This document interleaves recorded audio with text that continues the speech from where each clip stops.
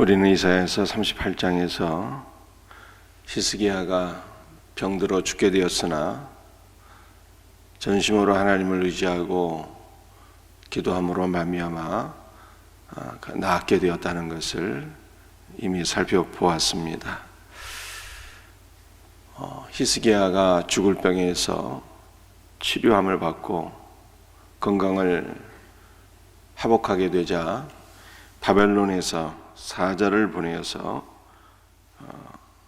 히스기야가 회복된 것을 축하하게 되었습니다. 이 바벨론이 전 세계의 가장 강력한 제국이었는데 그 강대국에서 히스기야에게 축하 사절단을 파견하고 그를 매우 공경하게 된 것이죠. 이 바벨론이 히스기야가 회복된 것을 왜 그렇게 귀하게 여기고 예물을 보내며 축하하게 된 것입니까? 두 가지가 원인이 되었는데요.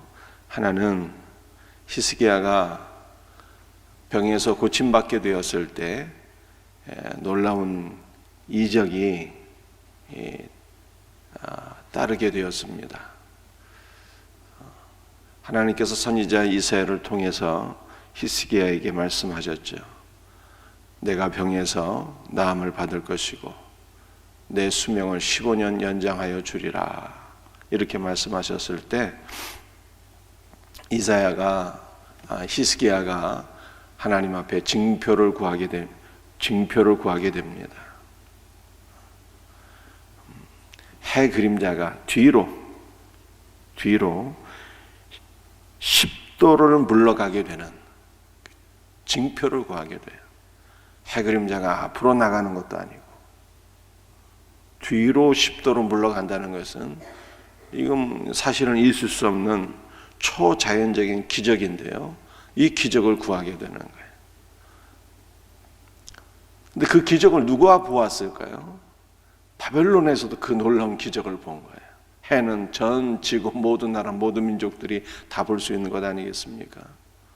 그런데 특별히 바벨론 나라는 해를 신으로 숭배하는 국가였어요.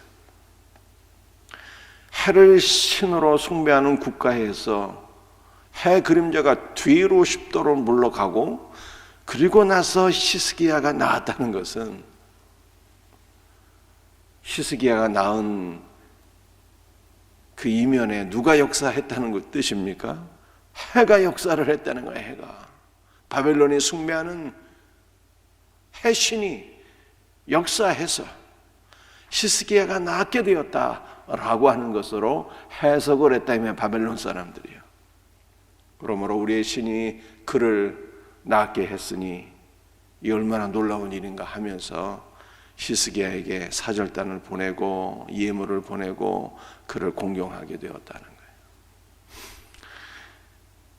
이 바벨론이 또한 히스기야를 공경한 두 번째 이유는요, 아수르와의 전쟁에서 이겼기 때문이죠. 이 아수르와 바벨론은 이 경쟁 관계 또는 적대 관계에 놓여 있었어요. 아수르가 바벨론을 지배한 상태였습니다. 초기에는. 그러나 바벨론이 아수르와 맞상대를 할 정도로 강대한 제국으로 성장하게 되고요. 나중에는 바벨론이 아수르를 또 점령하게 돼요. 이처럼 아수르와 바벨론은 먹고 먹히는 관계 속에 있었어요. 두 제국이 강력한 경쟁 관계에 있었는데 그 아수르를 누가 이긴 거예요 지금? 바벨론이 볼 때 남유다가 아수르에 의해서 멸망을 당할 줄 알았는데 멸망당하기는커녕 오히려 아수르가 전쟁에서 패배를 하고 물러가게 되는 놀라운 역사가 일어나게 된 것입니다. 야, 이 남유다가 만만히 볼 나라가 아니로구나. 바벨론이 이렇게 생각을 하고 히스기야에게 사절단을 보내고 예물을 보내고 그를 공경하게 되었다라고 하는 거예요. 그런데 이렇게 바벨론에서 히스기야를 공경하게 될 때 히스기야가 그때 어떻게 해야 되는 것입니까? 그때 하나님의 은혜를 찬양하고 하나님의 은혜를 자랑하고 하나님의 은혜로 말미암아 이렇게 나도 회복되고 나라도 번영하게 된 것을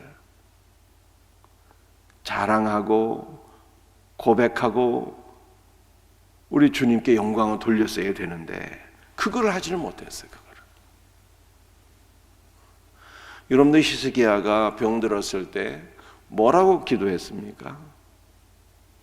전적으로 하나님을 의지하며 기도한 거예요.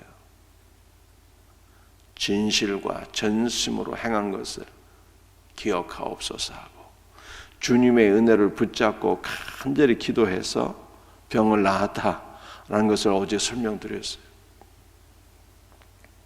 하나님의 은혜를 의지하고 기도함으로 병이 나았으면은 이제 누구를 높여야 되는 것입니까? 전심으로 하나님을 높였어야 되는데 히스기야는 그걸 못했어요. 바벨론에서 사절단을 보내서 그를 공경하게 되었을 때 자신의 영광과 남유다의 부요함을 자랑하게 되었다는 거예요.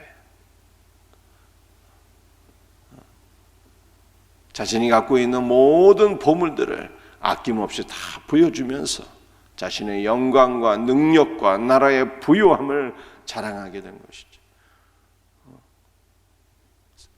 고침을 받은 것은 하나님의 은혜로 고침받았는데 자랑한 것은 자기 육신을 자랑했으니 너무나도 안타까운 일이 아닐 수가 없습니다.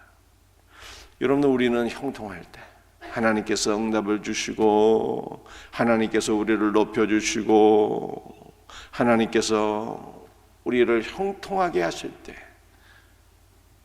그때 어떻게 해야 되는 거예요? 그때 더욱더 낮아지고 겸손해야 되는 거예요. 겸손해야 되는 것이죠.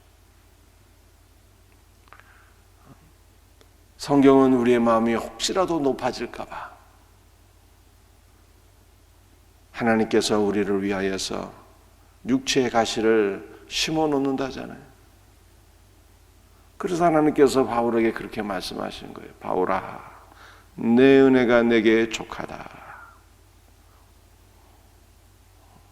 그 육체의 가시는 바울에게 너무나도 고통스러운 것이었는데 그러므로 이 육체의 가시가 제거되기를 그가 간절히 하나님께 기도했는데 왜 육체의 가시가 하나님의 은혜였습니까? 바울이 너무 받은 것이 많잖아요. 3층천에 올라가서 사람으로서는 들을 수 없고 볼 수 없는 것들을 보았고 하나님의 능력이 너무나도 그에게 넘쳐서 하나님의 은혜가 너무나도 그에게 넘쳐서 혹시라도 교만할까 봐 하나님께서 바울에게 육체의 가시를 심어 놓으셨다는 거예요. 그것 때문에 바울은 더 겸손할 수 있었고 더 기도할 수 있었고 하나님을 더 의지할 수 있었고 주님과 동행하는 삶을 살았으니 이것이 너에게 은혜로다. 하나님께서 바울에게 그렇게 말씀하신 거예요. 그러므로 우리 하나님께서는 우리에게 형통함도 주시지만 우리가 겸비할 수 있도록 겸손할 수 있도록 육체의 가시도 주시는 분이시다 라고 하는 것을 성경이 말씀하고 있는 것이죠. 히스기야는 형통할 때 겸손하지 못해서 자기 자신을 낮추지 못하고 자기의 부와 영광과 능력을 드러내다가 어떻게 되었어요? 하나님께 심판을 받게 되었어요.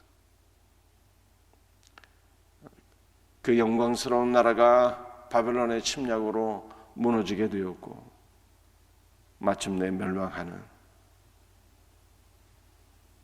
안타까운 역사가 일어나게 된 것을 성경이 우리들에게 보여주고 있습니다. 그러므로 우리는 형통할 때 나의 육신을 자랑하지 말고 우리 자신은 더욱더 하나님 앞에 낮추고 우리가 자랑할 것은 일평생 주 예수 그리스도의 십자가라. 주 예수 그리스도의 십자가 외에는 결코 자랑할 것이 없는 거예요. 그러므로 바울이 뭐라고 했습니까?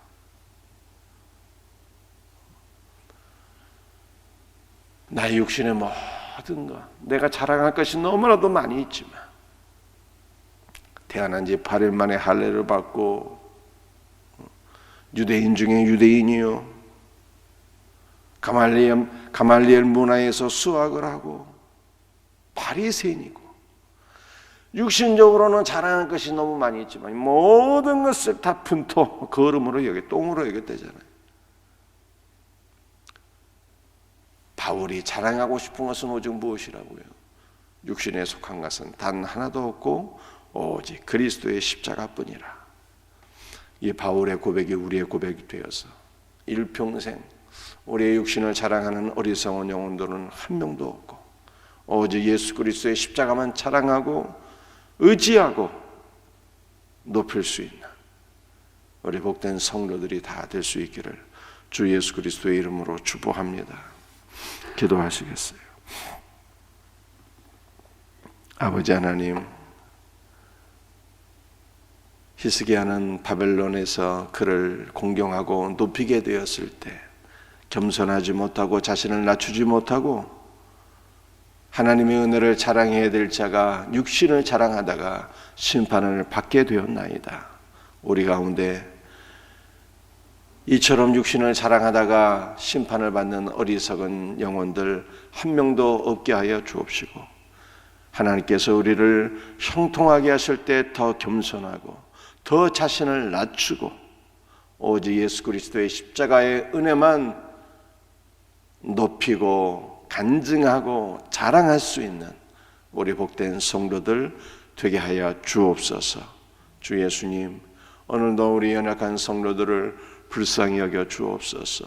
긍휼히 여겨 주옵소서. 오직 주님의 은혜가 아니면 살아갈 수가 없사오니 은혜로 연약한 자들을 붙잡아 주시고 새 힘을 허락해 주시고 회복의 은혜를 부어 주시옵소서. 주께서 날마다 치료하여 주시옵기를 간절히 소원하옵고 거룩하신 예수 그리스도의 이름 받들어 간절히 기도드립니다. 아멘.